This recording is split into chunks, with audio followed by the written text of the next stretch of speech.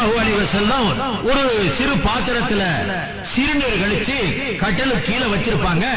காலையில தானோ அல்லது தன்னுடைய அடிமை பெண்ணையோ அடிமை ஆணையோ சொல்லி வெளியே கொட்ட சொல்லிடுவாங்க.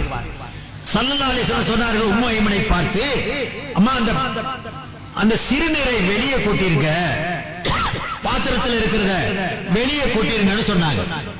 அந்த பெண்மணி சொன்னது,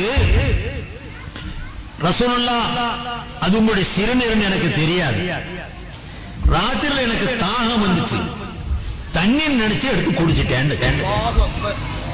அப்படி சிரிச்ச நிலையில ஸல்லல்லாஹு அலைஹி வஸல்லம் சொல்றாங்க, சிறுநீரை என்னது ஒரு நபியுடைய சிறுநீர் அது, அதை நீங்க குடிச்சிருக்கீங்கன்னா இனிமேல் வயிற்று பிரச்சனை உனக்கு வராதுன்னு சொல்லிட்டாங்க.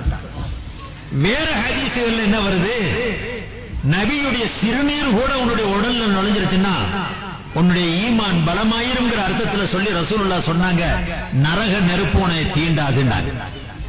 இந்த ரெண்டு வாக்கு கொடுக்கிறாங்க.